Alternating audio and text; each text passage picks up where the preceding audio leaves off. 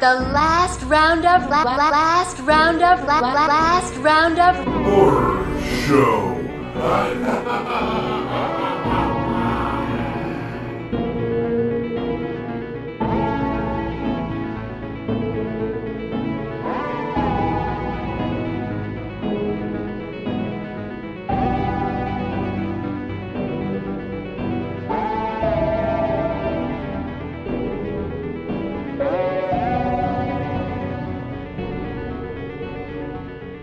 Officially sponsored by Three Brothers Pizza in Ada, Ohio.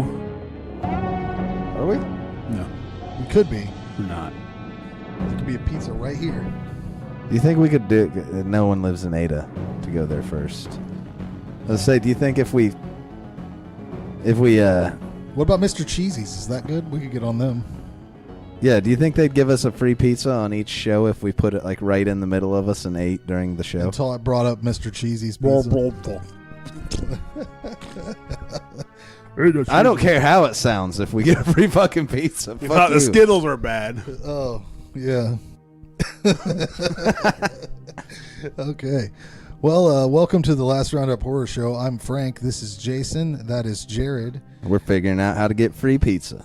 If you know how to get free pizza, let us know. We will surely accept. Oh, well, we'll consider it. We'll consider it. No, we'll take it. We'll take it. Absolutely. We're back again. No, I want pizza. Yeah, pizza would be good. Damn it. We're back with 3 more feature films. Up first, let's continue our Basketcase trilogy. Let's just finish it up with part 3 from 1991. The summary for this film: Dwayne recovers from his delusional breakdown to find his freakish basket-bound brother, Belial, will soon become a father. But not everything is joyous, as the once tight-knit brothers no longer seem to trust each other. So this is a direct sequel from part 2. Right from it. They even play a little bit of the end, the awesome ending of Basketcase 2. If you've never seen it, there's a fucking wonderful love scene. If you're a stickler for continuity, Basketcase is the trilogy for you. Yeah, it starts off with that hot Belial love scene, and it's a little bit more graphic than I remember it being from part 2. Yeah, they let you know what I give this one. I give this movie one thing. They let you know what it is from go.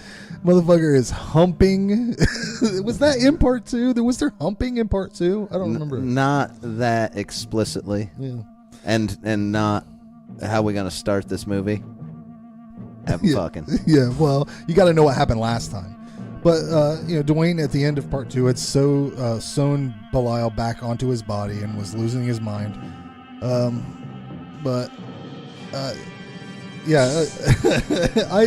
I watching these movies again, I noticed that Dwayne talks a lot like Andy Kaufman, like the way he speaks.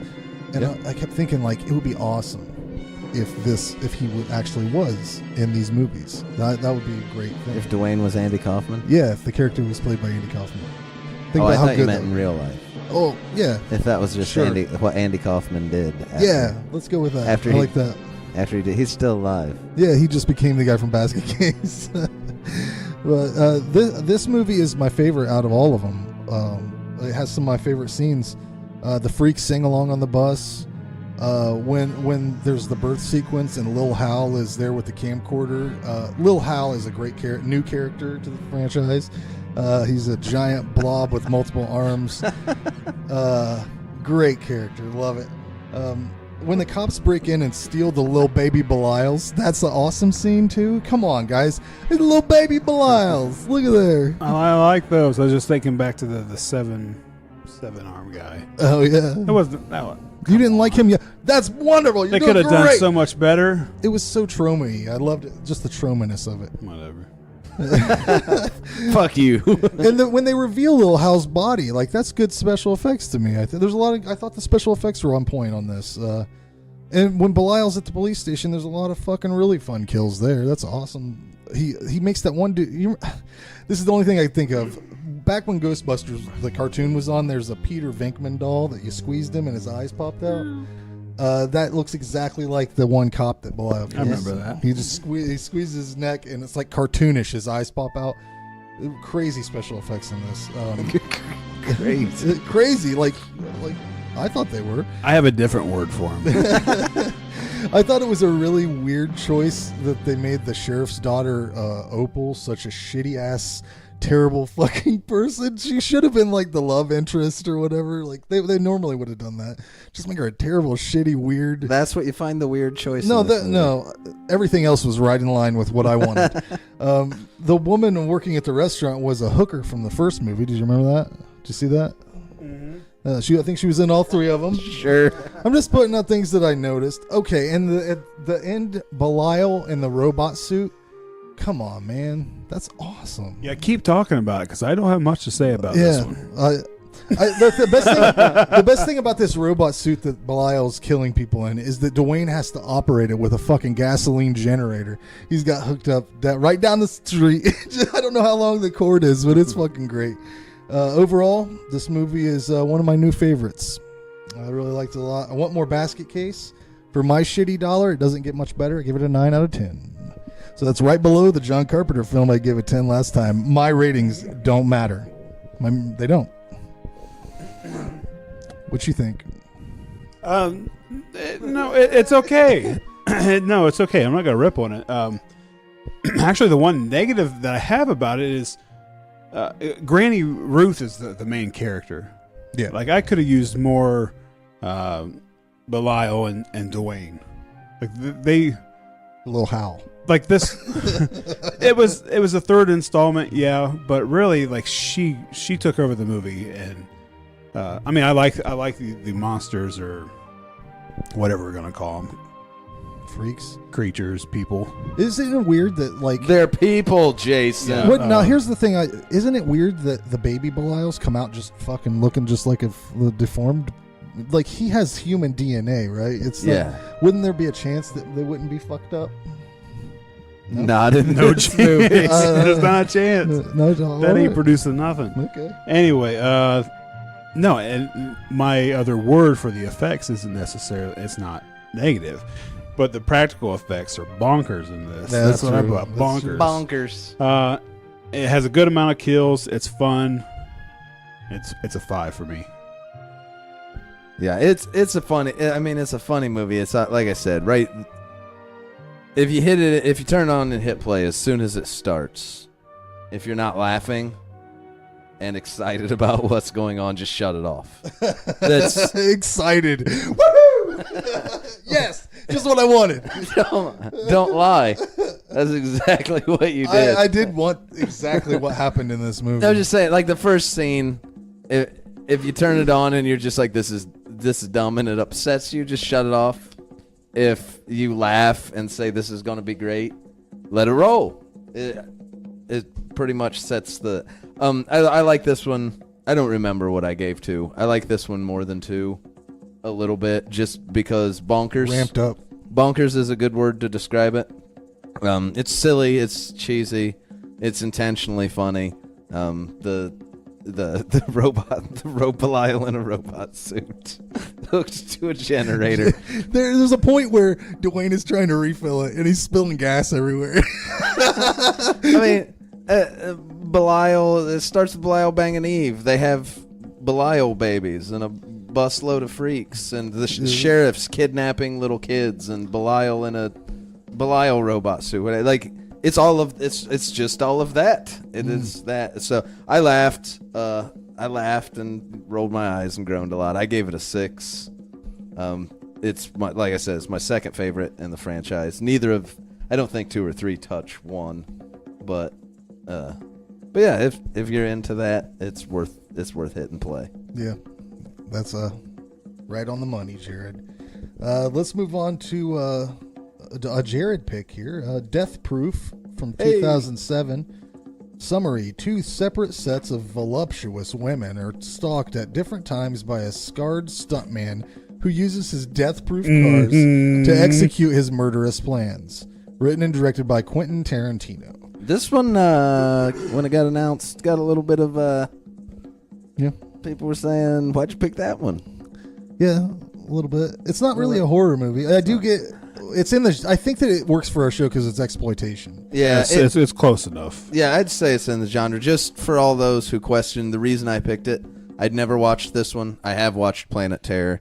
yes, Planet Terror obviously would have been the better choice. The reason I didn't watch this, I'm a Tarantino fan, not huge Tarantino fan, but he hasn't done anything I don't like. I generally like his stuff. I'm a big Kurt Russell fan. He's awesome in this. For when he's there. I was really excited about this movie when it came out. And I was really excited for Planet Terror too. Obviously, a girl with a machine gun leg. But everyone that I knew watched it said it was horrible, and I didn't want that kind of disappointment in a Kurt Russell movie. So I said I will not watch it.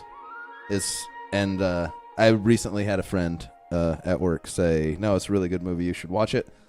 And so that was enough. That's why I chose it. So if you're wondering why the hell did he choose that, that was why I chose. Were you happy with your choice? Huh? Did you like it? Oh, well, you want me to go first? Well, I go last in the ratings. I'll get my overall. I thought that the vintage style was perfectly executed by Tarantino, as to be expected. I'm not sure if I'm enjoying it. I'm not sure if I'm enjoying the purposeful bad editing, but it does fit in with the grindhouse theme of the movie. I hate Tarantino in the movie. I don't like how he has injected himself, for no fucking reason at all. I like him sometimes. I like him in Dusk Till Dawn. I like him in Pulp Fiction. I do not like this character. Kurt Russell is awesome, except for his John Wayne impression and the foot thing. Tarantino gets really perverted in this movie. I don't know if it's an exploitation thing. I haven't seen too many exploitation movies, but I don't feel that they focus this much on feet, ass, legs. There's a lot of weird focus in this movie. Great special effects on the car crash halfway through the movie. Crazy gore sequence. But I thought the movie should have ended there. I thought the first group of women were stronger actresses. I liked them more. And then I think I liked them more too. It seemed like the second group of women, I didn't think would have been the ones to pull off the ending. I wanted Kurt Russell to kill them. I didn't want him to kill the first group. I thought they were a bunch of strong characters that could have taken him down at the end, not necessarily the stunt woman. And it was all to showcase that what's her name, fucking Zoe something. She's a stunt woman that worked on Kill Bill. She was Uma Thurman's stunt woman. So basically, the whole movie is to focus on her stunt, which is an awesome stunt. When she's strapped to the hood of the car, she was really doing all that shit. So, but yeah, I didn't like the ending. I was really wanting Kurt Russell to kill him. Yeah. But I gave it a 4 out of 10, man. I think I would have given it a much higher score if they would have flipped the groups of women. If they would have put the first group at the end and the last group at the beginning. Or just cut the other group out completely. Just make it an hour. I mean, how long was Grindhouse? If you watch the whole thing, is it 4 hours? You got to sit in the theater? I can't remember how long Planet Terror is, but this one was. This is 2 hours of that. Yeah, almost 2. Yeah, the best writing in the movie was at the front half, because Russell was getting a lot of lines, but then you don't see him for fucking ever, and they have this whole diner sequence where it's these women talking, and it's kind of like a throwback to Reservoir Dogs, the diner scene in that. I didn't like it. I thought that none of these women in the second half could carry the dialogue like the first group. But anyways, that's my opinion. I give it a 4 out of 10. Jason? Okay. Well, you pretty much hit a lot of things I already have here. I was a little confused at first because I was into it. Like, it looks good, it feels good. Like I was in a good music. I was in a 70s grindhouse movie, and then they break out their cell phones. I'm like, what the fuck? I couldn't figure that out. So I got over that. I didn't. That's cool. Make a modern movie that has that look. I'm fine with that. That's cool. But that did throw me for a shock there. Great cinematography. I love all the shots in this. It has action scenes mixed into it. Great cast with questionable characters. Some of the characters I didn't care about or I didn't find interesting, and that's goes against kind of what Tarantino does, because he puts those long dialogue scenes in there to try to build character. Some of them, like I don't know, maybe it was something to do with the dialogue and the writing, but great cast. Awesome lap dance. That was a good scene. Good soundtrack, and Tarantino says it's his worst movie. So Yeah. I probably agree with that. However, I think it was still solid. The kill Kurt Russell does in the car where he slams that chick's head against the that's dashboard. crazy. There's just some brutal parts into it. And you have that classic Tarantino dialogue. I thought it was still a solid movie. I gave it a 6. Yeah, there's one point. Oh, fuck.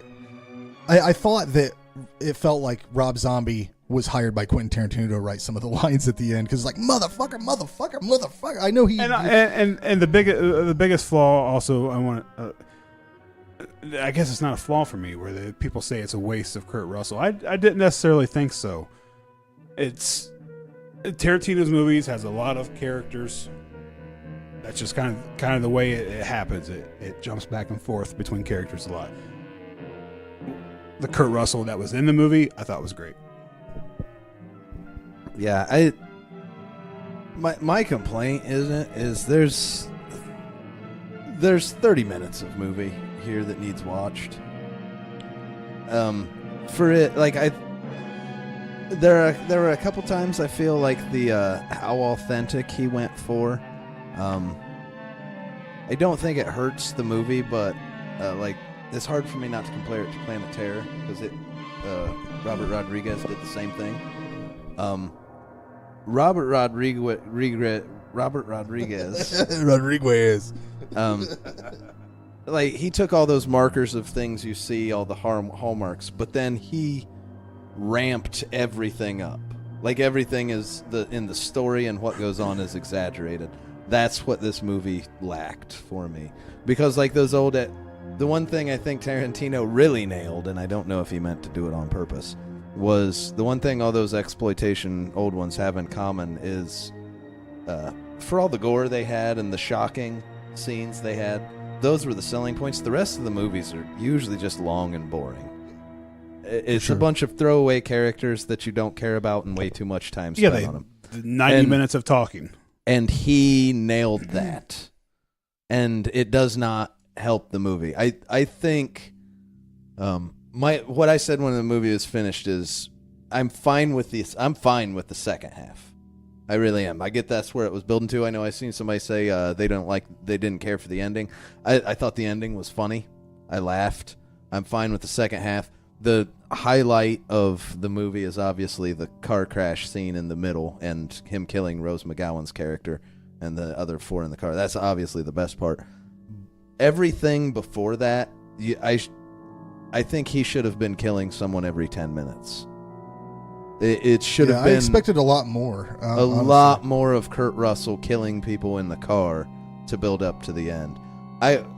40 minutes in, before we hit right when Rose McGowan's getting in the car, and it's like, okay, something's about to happen. I was already like, I get why everybody said this is a horrible movie. All of this is just everything. I spent a whole night in the bar with them. Yeah, everything. Like basically, everything I just saw is unneeded. He's taken the time to build the characters, but and doesn't. Yeah, they don't come off any better than an old exploitation film. You're not rooting for him. No, you're just waiting for him to die, and a long time. You're waiting a long time. Now the payoff is great. It is great. And I will say that though, even with those long dialogue sections, and then maybe that helped what I'm getting ready to say, but when it ended, I didn't feel like it was too long. No, just that not enough happened. It went by pretty quick. It seemed like. As soon as Kurt Russell says right or left, it gets amazing. Like even that scene where she says right, and he's like, oh, like that is amazing. Kurt Russell in it is great. But yeah, I mean the first 40 minutes, there's no reason I shouldn't have seen him kill anybody in the car. Like I said, he knows it's his worst movie. Like he acknowledges its flaws. But I feel like he just stuck tried and true and really made an old school exploitation film, and where Robert Rodriguez killed it is he ramped up all the boring parts of those movies. I mean, this was a newer age when it came out, and people don't like to just sit and stare at nothingness for hours. But like, you can't get away. I mean, we have movies now where people die every 10 minutes in these kind of movies, and it's kind of a bar you need to sit on. So yeah, it was. There are a lot of long, boring, unneeded parts in it. Was kind of, and it hurts it. So I gave it a 6. Yeah, it definitely to me felt like you watched one movie and then you watched its sequel like right after. I thought it was a bit long. Having not watched it because I didn't want to watch a bad movie like this with Kurt Russell in it.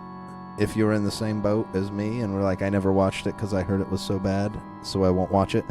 It's worth watching. It is worth watching. The Kurt Russell scenes in it are absolutely worth watching. You can probably tune out during the first 40 minutes. It starts off, there are 3 girls in a car. 10 minutes in, it's like, okay, that's all the backstory I needed on them. Just get it going. Like the next 30 minutes until the car, it doesn't matter. But yeah, it is worth watching if you've never watched it and like Kurt Russell. There you go. On to our final feature film, Mother of Tears from 2007. Summary: grisly deaths await Italian citizens after an archaeology student, Asia Argento, accidentally releases a demonic witch from her ancient prison. Part 3 of the Three Mothers trilogy. Don't you hate it when that happens? When what happens when you let loose a witch? Yeah. Yeah, I hate it every time. Doesn't that sound amazing? Yeah, it does. I mean, that sounds like an amazing and movie. you got your Argento is happening. This is a Dario You have, Argento yes, you have film. Argento tied to it. I think where the problem happened is there's fucking 5 writers on it. I don't know. I didn't get that far. Yeah. Typically, I'm not a fan of like these religious type apocalyptic movies unless they're done like in a very specific way and done the right way, I guess. I think like Prince of Darkness. Yeah, I think a lot of times the exposition drags if it's not done right. And it really fucking drags in this one because they have to build this entire mythos about this shit. I guess it's been building for the other movies, though. Have you guys seen the other films in this trilogy? Yeah. You've watched Inferno? I haven't watched Inferno. I've watched Suspiria a few times. Oh, I didn't know what the other films were really. Impressive kill scene right at the front of the movie, followed by a lot of end of days sort of clattering, and a fucking woman kills a baby. That was crazy. Did that make you say whoa? Because I was not expecting that. It caught me off guard. It was so. It looked fake, very much, but It was just so offhanded. Like it just kind of happens. It's not gruesome. If you haven't seen it, a lady's just walking by over a bridge with her baby in the stroller. People are acting crazy because they open up this. Yeah, the witch is out. She's not, and I mean, like to see her, she's not acting crazy. She's just walking. Mom walking with her baby in the stroller. She pulls her out, tosses her over the bridge. Yeah, there are people acting crazy, and they're just fighting everywhere. It's just like it shows like 15 minutes of movie and dialogue, and then it seems like it just throws in a minute of random violence. Yeah, and you didn't know that was happening. Like here it just. You have to kind of make it come together that's. And it was way more graphic than I remember it being. Like, oh yeah. I mean, it is a Dimension Extreme movie, but like I wasn't expecting like the guts, organs wrapping around her neck and shit. My wife was watching it with me, and she's like, "Holy shit, what are you watching?" Like I haven't seen a movie like that in a long time. That it's just over the top gore, and it's sprinkled in randomly through this entire movie. Yeah, I think that aside from a few flashy moments like the kills and stuff, I was pretty much not enjoying myself through most of this movie. Had to take a little Family Matters break in between, get a little something happy in my life for a minute. There's the kill scenes are really the candy in this. There's a priest that gets killed on the stairs. That's great. I didn't like. There's so many dead kids in this. There's like 2 or 3 dead kids in this. It's fucked up. Sorry, Frank. In contrast with the great practical effects, though, there's a lot of bad early 2000s CGI happening. Bad CG. Yeah. Here's a question: do you guys think that the guy that had the bald guy with the monkey? Do you think he bought that eye poker router on like Amazon? And what do you suppose it was called? Because that's definitely a specific type of device. Fucking hilarious. I like the monkey though. I like the shit. What? Monkey. Yeah, He did a good job. Monkey did a good job. He was a good actor. When you finally see the Mother of Tears, she looks like something out of Cradle of Filth album art. and the whole time I'm like, girl, your titty out, girl. Why she got fake tits too? That's fucked up. Old timey witches don't have fake titties. Oh, anyways. Put it on a t-shirt. Yeah, this legendary witch has some of the worst fake tits I've ever seen. If she's a powerful doom-bringing demon of sorts, why couldn't she just magic them things and make them grow through the arcane arts? Whatever. Boob job ruined Frank's suspension of disbelief. And then I wrote down the fireman took the ghost mom straight to hell. Because that was a scene that was like... She's running. Her mom's like guiding her through the running away constantly. And there's a scene where this guy catches on fire, or is it the guy whose son gets killed? I don't know. The dude catches on fire and like takes the ghost mom down into hell. It's real bad CGI. It's pretty weird that Argento directed a scene where his daughter's naked too. I think it happens a lot. Yeah, does it? I think just about every movie she's in, she gets her titties out, and just about every movie she's in, her dad directs. Oh my god! So yeah, it's kind of weird. The last 15 minutes of this movie is wild. Could have used a bit more of this nonsense and less more explaining what's going on, because it gets crazy. And most of the time, you're just watching Asia Argento walk around in an old house or old catacombs. She's walking around a lot, and like. It seems like in these movies that are like religious based, there's always one very specific odd thing that you have to do to save the day, and they almost always do it by accident, and that happens in this too. She just fucking cuts the shawl or whatever it is. What do they call that thing? Shawl. Yeah, cuts it like off it. of her, and yeah, that's the end of the movie basically. Oh, and then they swim through a pool. They swim through the pool from Poltergeist, is what it looked like. And they escape into some sort of post-apocalyptic PC game from 2002. Did you like that? That background? That was so fake looking, man. Rough. It's a rough movie, man. Rough. And it's a dog. The funniest thing was... it's just a dog in me, baby. I wrote down earlier... While I was watching it, I was writing these notes down, and I wrote down, she looks like a Cradle of Filth model. And at the end of the fucking movie, who plays? Cradle of Filth, singing the theme song, Mother of Tears. Actually, they kept saying, Mater. And I had subtitles on it. It kept saying, Mater. It spelled like Mater, like the Cars character. I was getting a kick out of that, Jared. It was fun. Mater. Yeah, it's not. This movie really isn't my thing. There's probably a lot of people that I'm like just listening to Frank's hillbilly accent on Italian. Mater. Like he kept saying some fucked up pronunciation. Mater. He's going like madra, and then the fucking word pops up and it's mater. Mater. No, it was just made me laugh. I think in memes nowadays. So. Mater. That's how Danny Villeneuve. That's how Danny Villeneuve says it. He says it in that song. Mater. Anyways,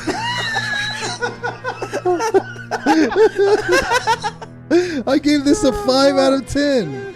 I'm sure there's a lot of people that like this movie a lot, but I'm very lukewarm about it. What do you think, Jason? I don't think there's a lot of people that like this movie. Really? So again, it's the third movie in the Three Mothers trilogy. The first one being Suspiria and Inferno. Both of those are great movies. This movie's nothing like those two. I was because Inferno is a little bit different than Suspiria, and then someone told me, well, Mother of Tears is like a little bit of both mixed together. No, it's not. Jason is mad at you. Whoever told him that. There's not a whole lot of there's a little bit of Argento in this movie. You can see it, but it's just the other parts is just so not. It just wasn't what I was expecting. I don't know. The random acts of violence, the overtop gore. I don't think any of that's needed. The Suspiria and Inferno's got some gore in it, but it's not like this. I don't know what. I was all for that. It's classy gore. Didn't like the look of the witches. Like, they could have made the witches Girl, your titty out. awesome. I mean, it's like as someone said, it looks like they all shopped at Hot Topic. Like all the witches in the world met in Rome and went to Hot Topic and got some clothes. It's got some bad CG in it. Not a horrible movie. Not what I was expecting. Not what I was hoping. I gave it a 5. I haven't watched Inferno, so Suspiria and this are the only two I've watched, so I can't compare it to Inferno. I do like Suspiria. This one's definitely not as good as Suspiria. The over-the-top gore, I think, was what made me. I mean, I'd have gave it a lower score if the gore wasn't over the top. When the intestines fell out, I was like, Jesus. When they start choking her with them, I was like, okay, now you got me. I'm in this one. That's when I was like, okay, yeah, that's this ain't this ain't what I signed up for. That's when I was like, not that it was bad. Yeah. It's just not what I was expecting. Do you think it was like that because it was Dimension Extreme? Do you think that? Well, I don't know if they purposely made that movie to have it released that way, but maybe they did. I don't know, but and maybe it's because I didn't see Inferno, and so I wasn't expecting it to look like Suspiria at all. well, no. So because so much time is between, so maybe that's why the over the top gore didn't. Suspiria come out. When did that come out? 77. I thought it was. That's a long time. Yeah. Yeah. I think But, this 2007. I think. Yeah, it looks like I enjoyed it more than you guys did. Definitely not without its flaws. Bad CG of that time era always pops. This 2002, 2007, I think. 2007. Okay. The bad CG of the early 2000s 2007. is just something you got to deal with in movies from the But if you're early gonna have- 2007, it should have been better. Than If you're gonna that. have so much plotting dialogue, you have to have like a George C. Scott in there. You have to have. Yeah. Some, you have to have character. Definitely not without its fault. I tend to like those religious themed and it's We can call them the candle. They usually movies. have great atmosphere. Great in those candles. movies. Lots like of candles. a new age gothic. This didn't. That usually kind of works for me. So just even though it's not at its best, the atmosphere kind But I of think keeps me there. if I didn't know Argento was tied to this movie, I think I probably would have scored it higher. Yeah. But But- I kind of had I mean, I'm not a much little bit higher. too high expectations. I gave it a 6. It has a lot of its flaw. It has a lot of flaws, especially for Argento.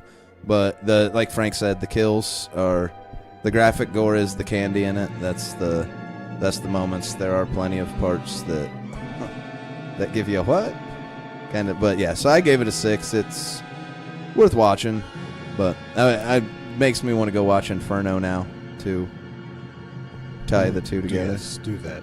Like, Apparently- I'll have to watch apparently it. I don't- Jason says I don't think I've ever Inferno seen is either one of those. So quite I'll a have to bit check it better. out. Do you guys have picks for next time? I do. Let's go down the line. What's your picks? I am picking It Waits. Wait. And a movie that I don't know anything about that I just seen a poster for called Exists from 2017. It's on Tubi. Tubi.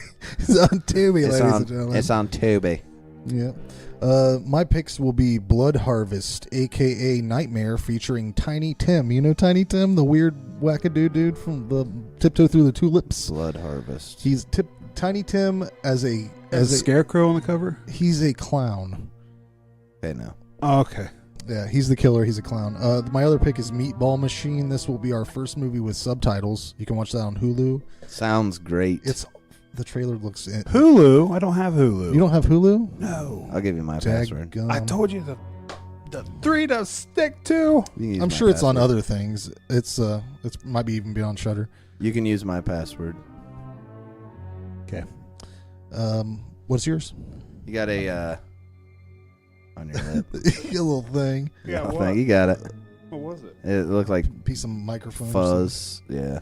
Well, crap. The Thing. What? No, I was going to do the Thing since that's the last movie. Well, okay, yeah, well, I'll stick to it. The Thing. So that'll be the last movie to review in the Apocalyptic trilogy, and then The Changeling. That was the other one. That sounds. But I was gonna say, well, screw it. I'll do Suspiria and Inferno, and then we'll wipe out that one. But maybe those will be my picks next time. We are up in the ante this time. We are doing a couple extra movies that you guys in our group You helped voted pick out. for. Teeth and Phantasm Ravager. What gets me is who doesn't want to watch a movie called Chernobyl Diaries? Like the only reason I didn't. Well, I thought Babadook or whatever was going to beat out Phantasm. I was like, are you kidding me? You guys are. Yeah. I was gonna. You guys pick want to watch?